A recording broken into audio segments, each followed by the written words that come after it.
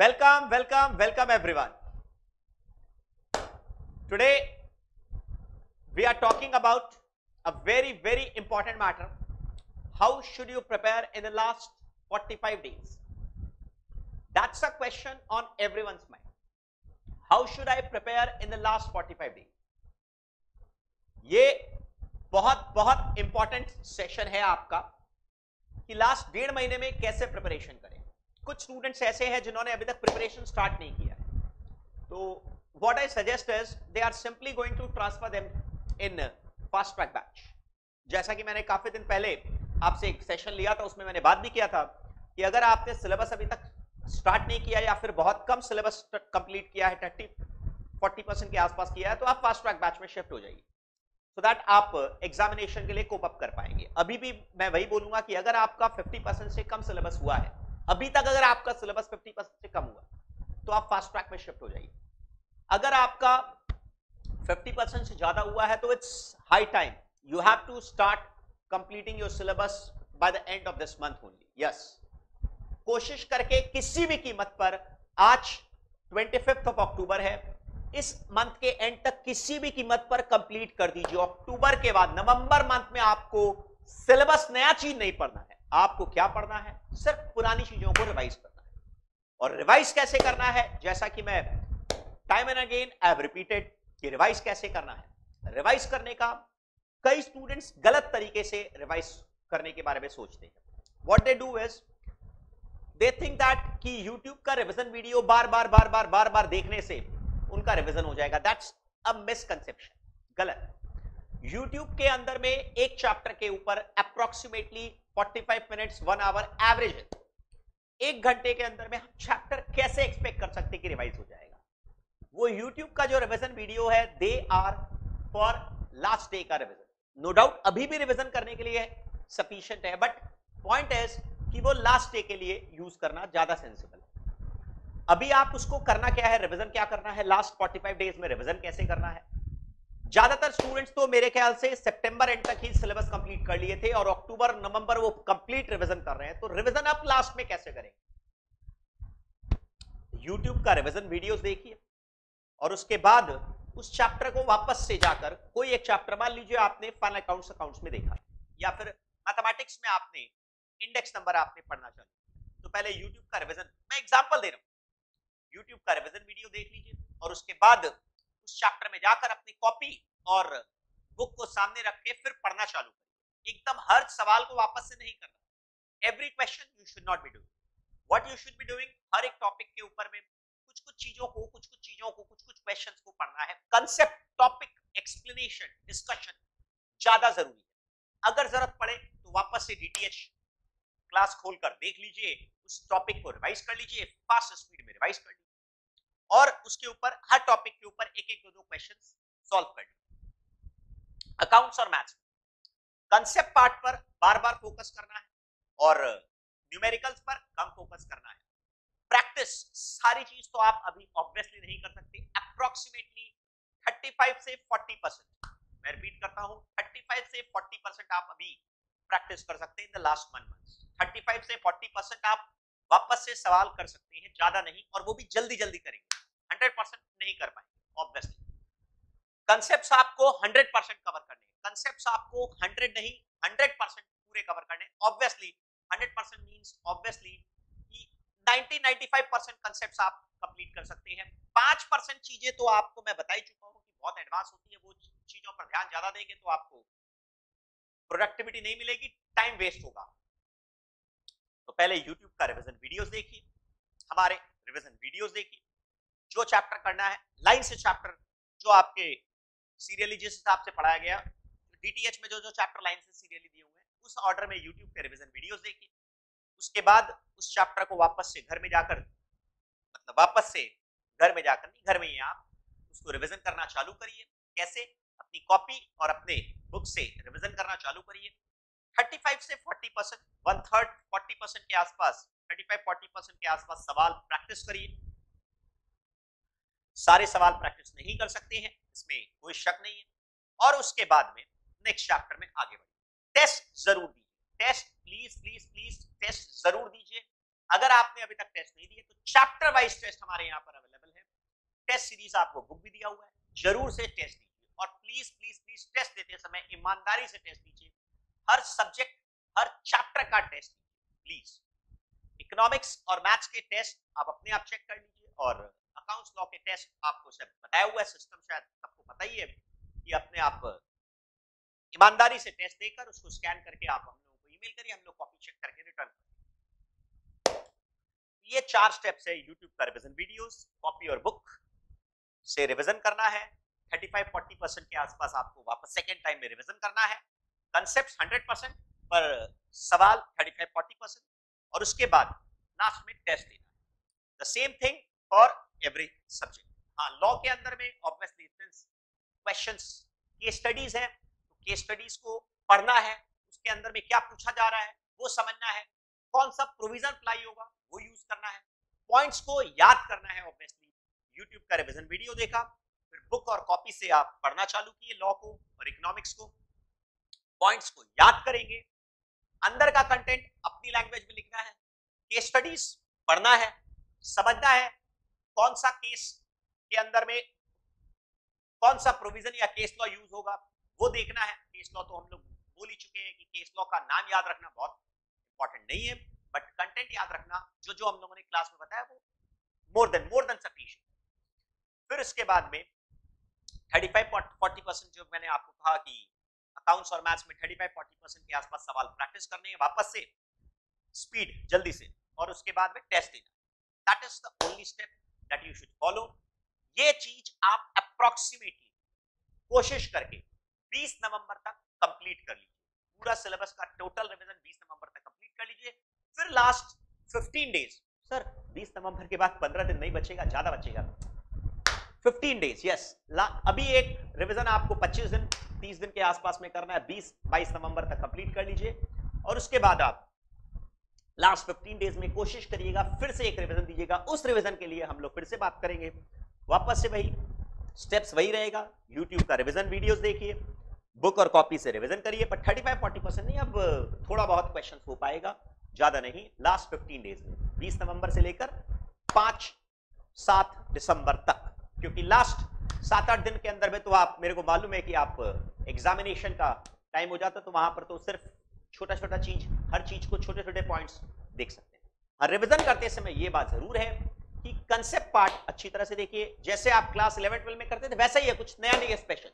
Important points हो उनको highlight कर लीजिए, जहां पर आपको लगता है कि मैं थोड़ा कंफ्यूज हूं उसको हाईलाइट कर लीजिए, जहां पर आपको लगता है कि मैं यहां पर स्ट्रांग हूं उसको भी हाईलाइट कर लीजिए। एग्जामिनेशन के लिए यह बात मैं आपको क्लियर कर दूं, कोई चीज इंपॉर्टेंट नहीं होता, कोई चीज अनइंपॉर्टेंट नहीं होता। प्रोफेशनल एग्जाम्स में हर चीज इक्वल इंपॉर्टेंस रखता है। लास्ट टर्म में आया इसलिए इंपॉर्टेंट है, लास्ट टर्म में नहीं आया तो भी इंपॉर्टेंट है, लास्ट टर्म में आया तो भी इंपॉर्टेंट है। सारी चीजों का इक्वल वेटेज। ऐसा बिल्कुल मत करेगा कि लास्ट टर्म में आया तो छोड़ देंगे या ज्यादा important, nothing like that, nothing like that. सारी चीजों का आप क्लास में हम लोग पढ़ते समय याद होगा, मैं कभी ऐसा नहीं बोलता कि लास्ट टर्म में आया तो अब इस बार ज्यादा important, it's nothing like that, it's a professional course. Examination के लिए जिस चैप्टर का जितना मार्क्स का वेटेज हम लोग इंडेक्स पेज पर दिया हुआ उसके हिसाब से आपको पढ़ाई करना है। और आपको कहीं पर भी कोई भी प्रॉब्लम होती है तो मेरे को आप डेफिनेटली अप्रोच कर सकते हैं, मैं आपके क्वेश्चंस का रिप्लाई जरूर करता हूं। व्हाट्सएप में आप मेरे से कांटेक्ट करते ही हैं, इसमें कोई नया चीज तो है नहीं। बट याद रखिएगा अभी आप रिवीजन चालू करेंगे तो 20 नवंबर के पहले आपका फाइनल रिवीजन कंप्लीट हो जाना चाहिए, उसके बाद में आप एक और रिवीजन कोशिश करिएगा। Definitely seems to be a difficult target but you have to work hard. कुछ स्टूडेंट ऐसे हैं जिनका सिलेबस ऑलरेडी कंप्लीट हो चुका है, वो लोग क्या करेंगे? रिवीजन बहुत बार, 2 बार 3 बार, 1-2 स्टूडेंट ने मेरे को कहा सर 2-3 बार रिवीजन हो चुका है, मैं क्या करूं? मैंने बोला कुछ नहीं करोगे और क्या करोगे, वापस से रिवाइज करोगे, 4 बार रिवीजन कर लोगे, उसके अलावा करोगे क्या? अपनी बुक के अलावा कहीं पर दिमाग लगाने की आपको कोई जरूरत नहीं है। अननेसेसरी का समय बर्बाद बिल्कुल मत करिएगा, इधर उधर टाइम वेस्ट करने का कोई जरूरत नहीं, बिल्कुल दिमाग पर स्ट्रेस मत दीजिए। और एक बात, कॉलेजेस हो सकता है 15 नवंबर से कॉलेजेस रीओपन हो जाए, don't take stress, too much stress. आप सेंटर, एग्जामिनेशन सेंटर चेंज करने के बारे में देखिए, अभी आपके हाथ में कंट्रोल नहीं है। हो सकता है इंस्टीट्यूट शायद बाद में सेंटर चेंज करने का ऑप्शन आपको प्रोवाइड करे। Presently there is no such option, but can not say anything. Hope अगर सेंटर चेंज करने का ऑप्शन मिले तो सेंटर चेंज कर देगा, बट मैं आपको यही रिकमेंड करूंगा कि आप अपने घर जहां पर है वहीं से एग्जामिनेशन दीजिए। कॉलेज अगर आपको अटेंड करने के लिए आना भी पड़े तो भी आइए, और उसके बाद में एग्जामिनेशन के टाइम पर वापस घर चले जाइए। That's a simple thing. But मेरे को ऐसा लगता है कि अभी जब कॉलेज स्टार्ट भी होगा तो शुरुआत में they will not force you to attend live classes compulsorily, they will not force you. Probably I am saying colleges definitely वो आपको फोर्स नहीं करेंगे कि आपको लाइव क्लास करना ही है। ऑनलाइन जैसे चल रहा है वैसे ऑप्शन दिया जाएगा आपको शायद कि आकर भी कर सकते हैं और ऑनलाइन भी कर सकते हैं, तो उसके लिए स्ट्रेस मत लीजिए। कॉलेजेस के बारे में मैंने आपको कई बार अलग से सेशन ले भी लिया है। फोकस आपका प्रेजेंटली आपके प्रोफेशनल कोर्स पर होना चाहिए, बिल्कुल प्रोफेशनल कोर्स पर फोकस होना चाहिए। चल लॉ के अंदर में मैंने आपको कहा था सेक्शन नंबर, केस लॉ का नाम याद रखना बिल्कुल जरूरी नहीं है, उसको मेंशन करना बिल्कुल कंपलसरी नहीं है। दो बात। तीसरी बात, एग्जामिनेशन में ओन लैंग्वेज में आपको लिखना है, पॉइंट्स याद करना है, पॉइंट्स ऑब्वियसली आपको उसी तरह से लिखना है, और अंदर का कंटेंट आपको ओन लैंग्वेज में लिखना है। तो आप बिल्कुल निश्चित रहिए कि लॉ को रट्टा नहीं मार पा रहा, रटना है ही नहीं। Why the hell you need to memorise everything, you have to remember the points. अंदर का कंटेंट अपनी लैंग्वेज में लिखना, पूरे मार्क्स मिलेंगे 100% फुल मार्क्स। इंस्टीट्यूट का इंस्ट्रक्शन है एग्जामिनर्स को कि ओन लैंग्वेज में लिखेंगे, फुल मार्क्स मिलेंगे। लैंग्वेज पर ध्यान नहीं, उसके कंटेंट पर ध्यान देना है, सब्सटेंस ओवर फॉर्म। तो रट्टा नहीं मारना है, बिल्कुल रट्टा नहीं मारना है। लॉ के अंदर में एक और चीज, स्टूडेंट्स बार बार एक ही चीज पर कंफ्यूज होते हैं, कितना लंबा आंसर लिखना है। गलत गलत गलत, जितना आंसर है उतना लिखना है। पेज भरने से मार्क्स नहीं मिलता, पहला बात। दूसरी बात, फिर भी एक जनरल रूल है कि अगर 5 मार्क्स का क्वेश्चन है तो 5 पॉइंट्स अगर हैं तो 5 पॉइंट्स मोर देन सफिशिएंट। अगर 8 लिखेंगे तो भी चलेगा, पर अगर उसमें 3 ही पॉइंट है तो 3 ही लिखेंगे। Length is not at all important, पर जनरल रूल ये है कि अगर पॉइंट्स है तो जितना मार्क्स उतना पॉइंट्स लिखना, काम हो जाता है। उससे ज्यादा लिख दोगे तो कोई प्रॉब्लम नहीं है, उससे कम लिखोगे तो दिक्कत है, सब मार्क्स कटेगा, पहली बात। द सेकंड एस्पेक्ट इज, अगर पॉइंट्स बेस्ड क्वेश्चन नहीं है, जस्ट केस स्टडी है अगर, तब बता चुका हूं मैं, प्रोविजन, प्रेजेंट केस, कंक्लूजन। आप हर चीज को मार्क्स के हिसाब से थोड़ा छोटा कर सकते हैं। 5 मार्क्स के क्वेश्चन में अप्रोक्सीमेटली 1 पेज, अप्रोक्सीमेटली 5 से 6 मार्क्स के लिए एक पेज में more than sufficient. But length is not the deciding factor for marks, length is not at all the deciding factor. Students का नॉर्मली एक क्वेश्चन रहता है कि जो छोटे छोटे चैप्टर है, क्या उन चैप्टर को हम लोग स्किप कर सकते हैं? गलत, बिल्कुल नहीं। छोटे चैप्टर बल्कि बेटर होते हैं क्योंकि उनमें मेहनत कम होती है पर मार्क्स ज्यादा होते हैं। जैसे अकाउंट्स में छोटे चैप्टर में एवरेज ड्यू डेट, कम मेहनत है, सेल और रिटर्न कम मेहनत है पर मार्क्स उसमें आता है एग्जाम में। रेक्टिफिकेशन मेहनत, हार्डली एनी एफर्ट्स, बट हमेशा एग्जाम में आता है। BRS hardly any effort. I don't find rectification और बीआरएस में किसी भी स्टूडेंट को क्या मेहनत होगी, कुछ भी तो नहीं है, बट मार्क्स उसमें जबरदस्त मार्क्स आते हैं। तो रेक्टिफिकेशन, बीआर, छोटे चैप्टर बल्कि बेटर होते हैं। मैथ्स में भी छोटे चैप्टर, लॉजिकल रीजनिंग अच्छी तरह से कर लेना चाहिए, छोटे चैप्टर बल्कि ज्यादा एफर्ट देना चाहिए क्योंकि उसमें मार्क्स ज्यादा रहते हैं। सर एक और इंपॉर्टेंट चीज, सर अकाउंट्स में या मैथ्स में कहीं पर भी मैंने कुछ चैप्टर में एक्सपर्ट पार्ट और बेसिक पार्ट दो जगह पर चैप्टर को क्लासिफाई किया, जैसे NPO expert, partnership expert, fun accounts expert. तो जो एक्सपर्ट पार्ट है वो तभी आप करेंगे जब आप बेसिक पार्ट को अच्छी तरह से कर लें। अगर बेसिक पार्ट आप बहुत अच्छी तरह से कर लिए, अच्छी तरह से आपको आसान लग रहा है, तभी आप एक्सपर्ट में जाएंगे। अगर बेसिक्स में ही अगर आपको प्रॉब्लम हो रही है तो फिर एक्सपर्ट तो डेफिनेटली स्किप करना है। तब स्किप करना है, कब स्किप करना है? अगर बेसिक इजी है तो एक्सपर्ट कर लो, पर अगर बेसिक में प्रॉब्लम है तब एक्सपर्ट डेफिनेटली स्किप करोगे। अगर बेसिक बहुत अच्छी तरह से हो गया तब एक्सपर्ट करना चाहिए, पर अगर बेसिक्स में प्रॉब्लम है तो एक्सपर्ट तो फिर भूल ही जाओ, ली भाई। यही तो मैंने क्रैश कोर्स में, फास्ट ट्रैक कोर्स में किया है कि बेसिक पार्ट दिया है, एक्सपर्ट पार्ट मैंने दिया ही नहीं। This is what I have done. बस इतना ही मेरे को आपको बोलना है, जी जान लगाकर पढ़ाई करिए, बट कभी अपने ऊपर स्ट्रेस मत लीजिए।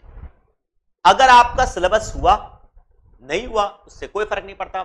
Examination is not the end of the line. I tell you, this is just the beginning, not the end of the line. Even if the examination are not as per your expectation, don't worry, think about the best। आप अपना best effort दीजिए, उसके बाद में जो होगा वो देखा जाएगा। जो चीज आपके कंट्रोल में है सिर्फ उसी पर आप काम कर सकते हैं, जो चीज आपके कंट्रोल में नहीं है उस पर आप बिल्कुल काम नहीं कर सकते। तो आप अपनी तरफ से बेस्ट एफर्ट दीजिए, let the examiner decide how much you do, no doubt. But systematic ढंग से जिस तरह से हम लोग स्टेप्स आपको बताते हैं, अगर उस तरह से आपने फॉलो किया तो definitely you will exceed your expectations, definitely you will exceed your expectations. The only rule is if you try to complete everything you will complete nothing. If you will try to complete everything, you will complete nothing. You will get nothing. मतलब अगर आप 100% चीजों पर जाएंगे तो आप definitely बहुत problem होने वाली है आपको। It's better to focus on the 90-95% of the syllabus, 90-95% of the question paper, because the remaining 5-10% syllabus will be very time consuming. The remaining 5% of the examination paper will be out of the syllabus। 5% से 10% syllabus, 5% से 10% questions एकदम नए तरह के आएंगे। इसके लिए इसमें कोई शक नहीं है। हमेशा ही होगा 5 से 10 मार्क्स का आउट ऑफ सिलेबस आएगा, आउट ऑफ द ब्लू, मतलब एकदम नया आएगा। उसके लिए आप बिल्कुल घबराइएगा मत, आप रेडी रहिए कि मेरे को क्या करना है। अपनी तरफ से एफर्ट्स पूरा दीजिए and let the examiner decide। And I tell you again, this is not the end of life, this is just the beginning। अपनी तरफ से एफर्ट दो और उसके बाद कर्म किए जा, फल की चिंता मत कर। ये आप जानते ही हैं, बेस्ट ही होगा। अगर आप अपना बेस्ट देंगे तो आपको बेस्ट रिजल्ट ही मिलेगा। All the very best to all of you.